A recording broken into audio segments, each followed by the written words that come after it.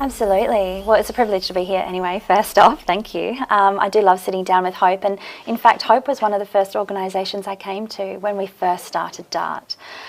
So we started DART, originally it was DART Group, and it was a team of specialists that really felt that there were significant gaps in building capabilities across the sector in family, domestic and sexual violence, awareness, prevention and response. So DART Group eventuated into DART Institute, now a not-for-profit, and we've been running for a year. So still the original teams, there's about 6 of us, and then we have our specialist consultant teams. And engaging with Hope is so valuable because we can see the innovation that you're providing across the sector.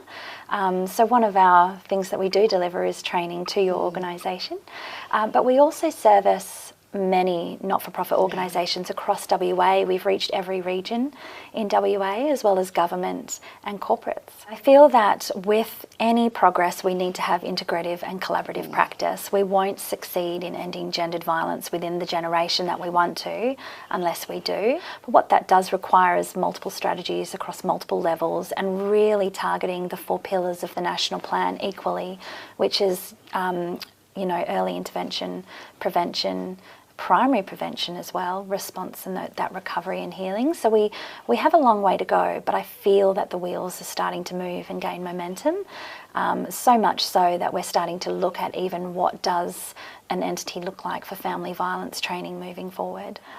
Look, I feel that we hopefully in 10 years' time we'll have a lot stronger understanding as a community and whole of service system response in terms of our roles and responsibilities in preventing and responding to family, domestic and sexual violence.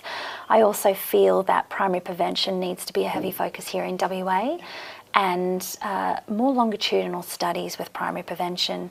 So whilst we have some specialists over in the eastern states, and I do call upon them and fly them over for primary prevention here in schools and with our corporates, we really need to have some place-based specialists. What that means for the work that we do in terms of capabilities is to actually build an entire workforce that can respond appropriately, and that's across all pillars, and also through primary prevention. So we recently released a publication with QUT on the best practice principles for primary prevention engagement, and we're hoping that gets picked up by organisations, big and small, that do want to do the work. Yeah, well, the responsibility is to stop it at the start, like you said, so to call out those behaviours and to really hold men to higher standards for what they say and they do. And there's ways to effectively do that. So we do also provide upstander training as well. Yeah. I call it upstander rather than bystander, because when we fail to respond, we're enabling behaviours. Yeah. It's also about teaching men how to respond, because we're really shifting that conversation. A lot of men are still invested in what it is to be a real man, and those rigid gender roles and norms, and we know that actually that's very unhelpful and unhealthy for men in and on itself, because men that do subscribe to those rigid gender roles often have significant mental health concerns.